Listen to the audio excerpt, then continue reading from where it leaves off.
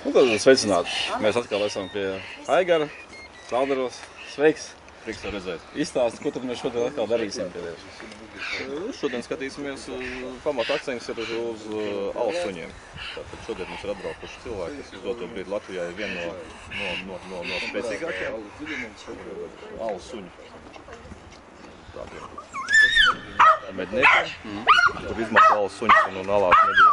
Tātad šodien mēs paskatīsimies gan kādam būtu jābūt pareizam darbam alā, un arī, protams, ka to, kā tiek ievadīts jaunais sunīts, iepazīstināts ar alu kā tādu. Jā, tātad mākslīgu alu. Nu labi, vai tad dosimies? Cik mums viņi ir, tam īluji? Nu, šodien mums ir takš klubs kaut kā aizkavējies. Vakar noteikti izstāde bija, un kā jau izstāde, jā. Lai viņi būtu skaistumi vai kādi, jā, viņi tomēr paliek izstāde, jā. Tātad cilvēki satikušies laikam piekusies, jā. Nesanāk, šodien mums būs divas šķirnes, ar ko mēs varēsim arī parādīt. Tas ir Fox terieris, tātad labs terieris, un vācu medību terieris. Palīdzēs Dmitrijs Savčenkovs, kurš ir alu medību eksperts, un viņš arī stāstīs, kas tad kāda etape notiks tālāk. Nu, šodien mēs vairāk nevis pārbaudīsim, bet demonstrēsim, kādā veidā notiek pārbaude mākslīgajā alā, jo tas ir vispieejamākais veids, kā pārbaudīt alus suņus. Un šodien mēs pārbaudīsim atspalvenie Fox terieri un jakterieri.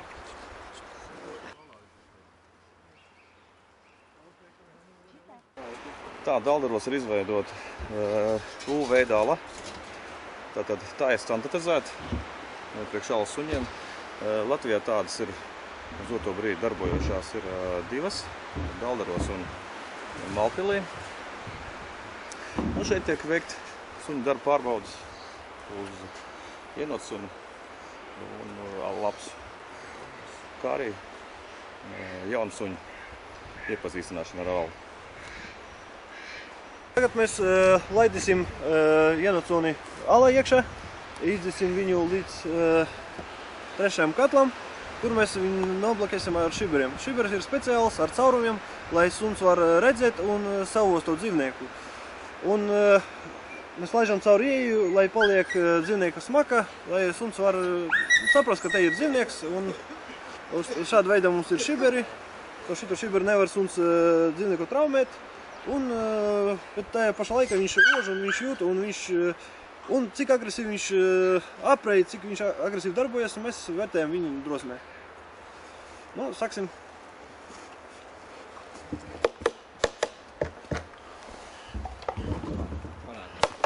Vienas aizgāja. Ej, pastīšu.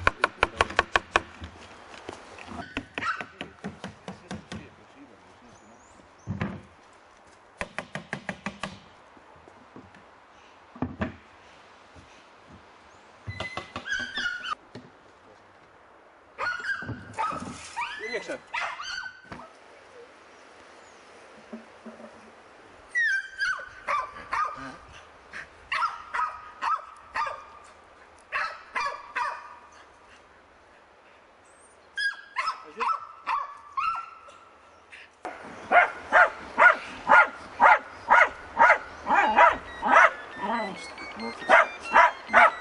Nofiksējām suni, skatāmies.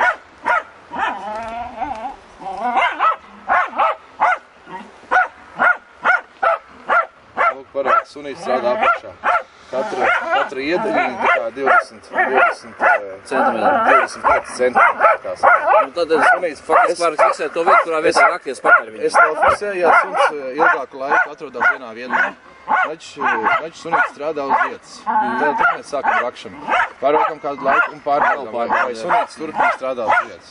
Respektīvi, nav jādara tā kā vecajos laikos jāliek visu laiku kaustu pie zemes, viņi jāklausās statoskopu apmēram. Tieši tā laika iet uz priekšu, mēs viņiem līdzi.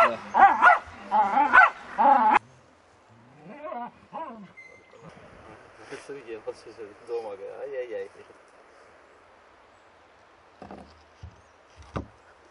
Mirklīt atpakaļ mēs pārbaudījām atspēli no Fox teriera, kā nostrādāja. Tagad mēs izdarīsim to pašu, tikai ar vācu medību terieru. Lūdzu, skatāmies.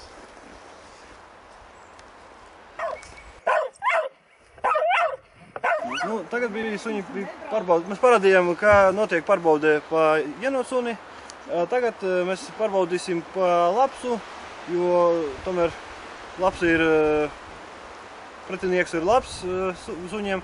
Jenocuns tomēr ir viņš, šajā ziņā viņš atpaliek un labs, ir ļoti stipri. Un, nu, tāpat tas, ja mums nesanāk kontaktu nav, bet attieksme pret lapsu, ja? Jo lapsi ir savādāk, viņi vairāk smak, nu, pēc smakas atšķirās un ja sunim bija kontakts ar lapsu īstajās alas, ja, un viņš parāda te ļoti labu drosmi, tad, nu, tas ir ļoti labs suns.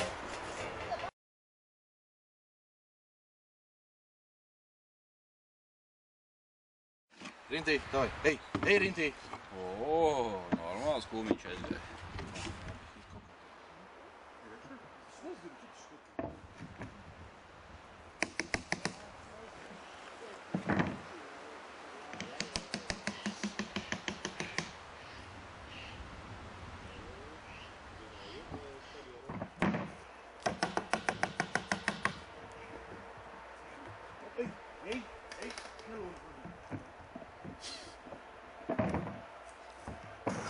Tagad paprovēsim sunīti mākslīgi galā uz lapsu.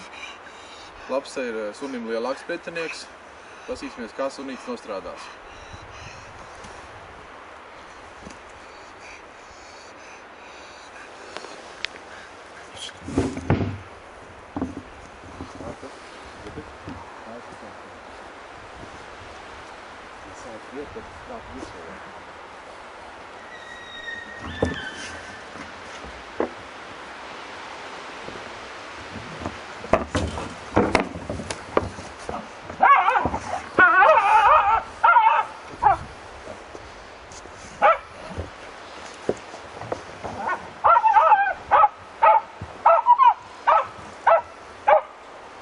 Lapsa mums atradās otrajā katlā.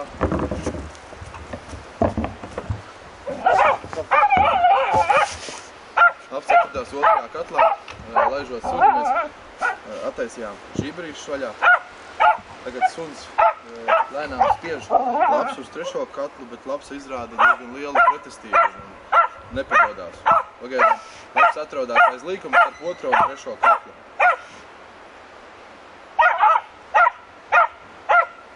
Klausās, jā. Ja tā skaņa būs, jau lapsiņa taisīs.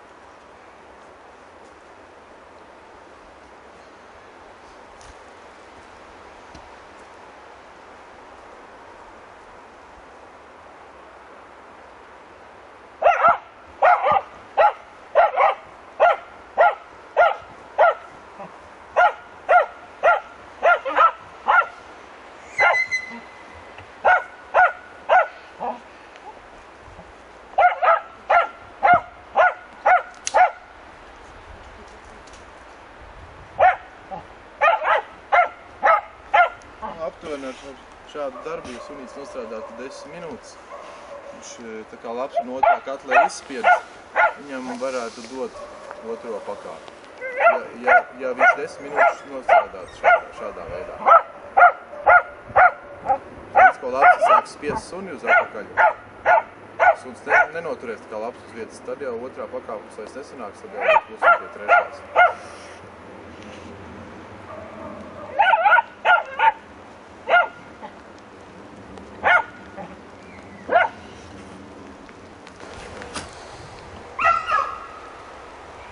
Ar mūsu palīdzības lapsa nofiksēta trešajā katlā. Paprovēsim pācu medību terjeru darbu.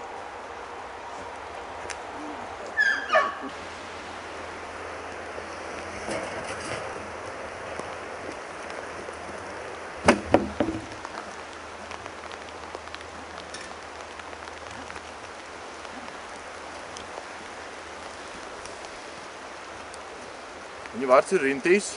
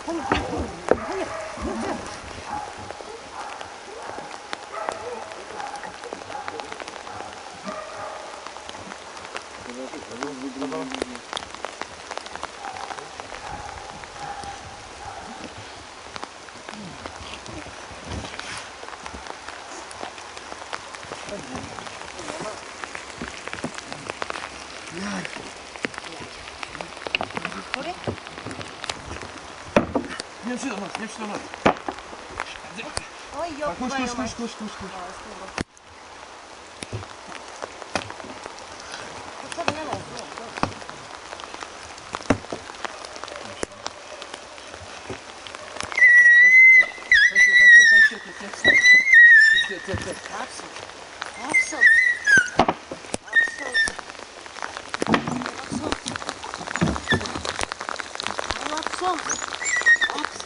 Tajā gadījumā mums viennozīmīgi zaudētājs. Sūdīgs tvēriens. Sūdīgs tvēriens, bet vienalga. Jāņem ir, lai būtu, kā esam, teiksim tā, kvalka pamestus un jāapņem ir. Galva, kakls, jā. Vai muti, nu. Par to strīdās, bet es nevaru, tas ir Nu, es uzskatu, ka tas ir sliks, bet otrā pakāpe, kad viņš, teiksim, pat no Mūte ir franču skūps, tas ir paredzēts citām lietām.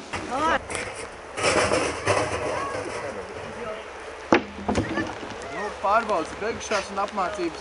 Tagad liksim lapsiņu apakaļ. Lapsiņu pastrādājusi. Traumas nav.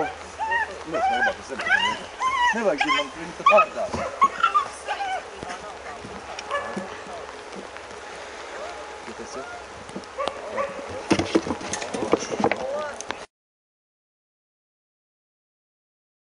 Mēs šodien pārbaudījām divas šķirnes, tas bija vecu medibu terjers un aspalvenais foksterjers. Gribu pastāstīt par vecu medibu terjeriem, kādai viņi ir vecie un par dažiem mitiem, kuri mit par šiem suņiem. Vispirms viņš saucas universāls medibu suns, jo daži runā, ka visi terjeri ir universāli un viss. Bet ir lieta tāda, ka ir prasības, kuras bijušas no šķirnes izveidošanas brīža. Ja?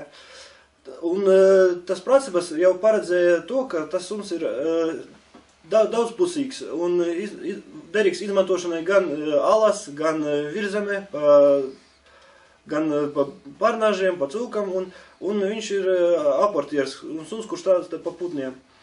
Tāpēc arī no paša sākumā bija izveidota minimums, ko vajadzēja izpildīt sunim, lai tikt pie cilsdarba. Pirmās prasības ir bijušas pārbaude mākslīgā alā, pārbaude pa svaigu zaķpēdu. Kāpēc pa zaķpēdu? Jo tas ir visvājākā pēda, un saprotams, lai pārbaudītu suņu ožu, pa visvājāko tas vislabāk. Un trešais kritērija bija attieksme pret ūdeņiem. Tas bija domāts tā, lai tas suns nebaidas no ūdeņiem, lai viņi var izmantot pīļu medībās. Pēc kontakta aizliekšanas mākslīgajā alā vecu medibu terjeru klubs mazliet mainījušie noteikumus. Viņi ir šķirības eksāmens, tas pats 3 disciplīnās. Bet atšķirībā no to, ka mākslīgā ala pārbaudīts bez kontakta. Bet ir viens mīts, ka pārbauda bez kontakta un vecie nav tie drosmīgie suņi. Patiesībā nav, jo vecie ir pēc 3 gadiem sunim obligāti jābūt pārbaudēji praktiskajās medībās. Un tur viņi pārbauda divu veidu. Vai no suns strādā, vai viņš izzēn, vai no viņš aprei iedzēn kaut kur strupceļa vai kur, vai viņš izstieptu lapsu ārā. Un augstākais atzīme, tas ir, kad viņš lapsu paņēma un iznesi ārā, izstiep ārā no alas. Un man, braukojot un skatoties, kur es redzēju, tos suņus, kuri bija izvēsti no Vācijas, tieši kuceni, kuri ir izauguši, te bija visstiprākie suņi, ko es vispār redzēju. Jo mākslīgajā alā viņi bija kolosāli strādnieki.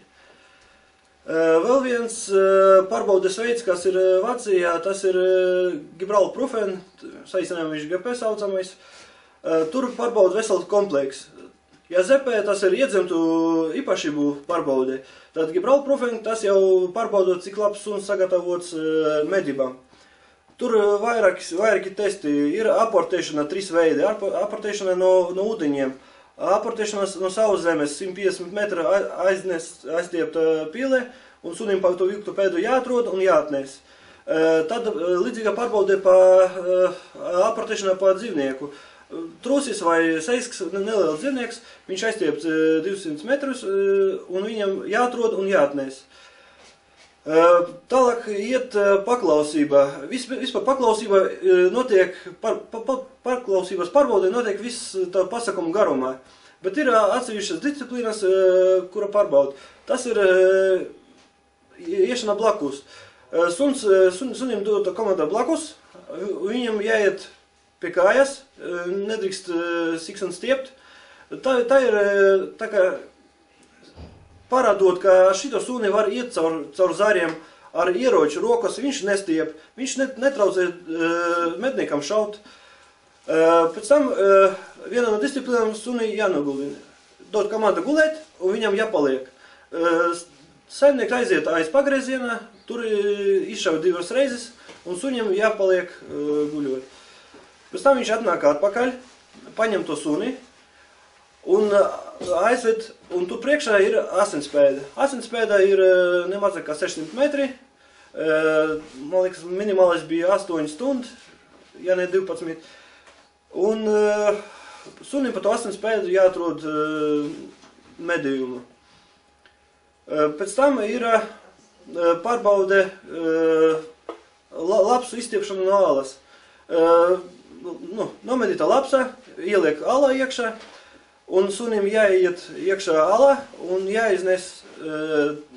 jāizstiep to lapsu ārā no alas. Jo, ja suns ir, kurš var paņemt lapsu, protams, logiski, ja viņam jāprot to lapsu izstiept ārā no alas. Vēl viena disciplīna arī ir paklausība. Iet mednieki ar saviem suņiem, nostājās tā kā mastā uz numuru, bet suns guļ blakus. Iet zinēja, pļaustas, šaudas, un sunim jāsēž klusu un nedrīkst nekādas skaņas padot. Tādā veidā pārbaudīts, kā suns uzvedas, kā viņš ir pielietojams medībās. Praktiskajās medībās notiek obligātas ir pēc 3 gadiem vai nu pa meža cūku, vai nu aploka, kur reģionos tas atļauts, vai nu meža praktiskajās medībās. Palaist suns, 3 eksperti vērtē suņu darbību. Augstāk atzīmēs saņem suns, kurš ar agresīvu darbu var apturēt uz vietas cūku. Obligāti ar kontaktu, ciešu kontaktu. Tas suns dabūna atzīmē S ar tādu svitru slipo. Praktiskais medībās pārbaudē alās.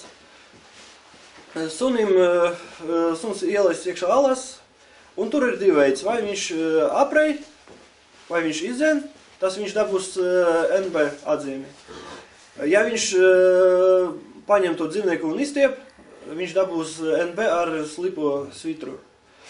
Ir vēl pārbaudes NDS, bet viņš ir, var teikt, vieglāks nekā Gibralprofen.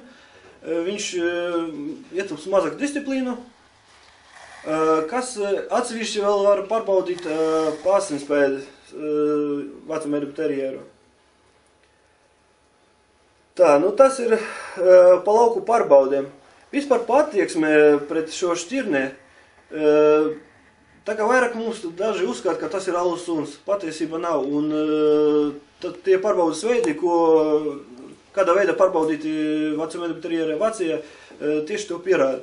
Un vajag saprast, ka tas ir prasības no šķirnes izveidošanas, un tāpēc tas daudzpusīgums universalitāti tam sunim ir asinis. Runājot par suņu vērtēšanu, eksterieru vērtēšanu, ja, Vecu medību terjeru kluba nav ringi. Tur katrs suns pārbaudīts vienkārši pabaudīts, un tur suņus nesalīdzina vienu ar otru. Ir suns, kurš atbilst standārtam, ir apraksts, tur aprakstītas, kādas kļūdas ir sunim. Un galvenais, lai eksterjers ir praktisks. Diezgan viegli skatās eksperti uz nelieliem trūkumiem, kuri praktiski neietekmē suņu darbību mežā. Ja? Bet tādi obligātas prasības ir suņu augums un krūts apkārtmērs. Krūša apkārtmēram jābūt no 10 līdz 12 cm lielākam nekā augums kausta. Tas ir skaitas ideālas proporcijas, un ar šitām proporcijām suns var dabūt atzemi teicami. Ja viņš pat puscentimetra atšķirās, viss tas suns jau vairāk pa ļoti labi nevar dabūt. Runājot ka te ir diezgan bieži dzirdēts tāds šķirnības tips. Vārds eksperti patiesībā par to smējas, jo saka, jo nevar būt sunim nekāds tips. Tas ir izveidots tāpēc, ka bija ievesti viena tipa suņi, un bija tas priekšstats, ka tādiem suņiem jābūt. Patiesībā sunim galvenais atbilst standartam, jābūt pareizai mugurai, apakšlīnijai, locītām pareizam leņķiem, ar pareizo galvu, viss, un lai viņam nav diskvalificējušie trūkumi.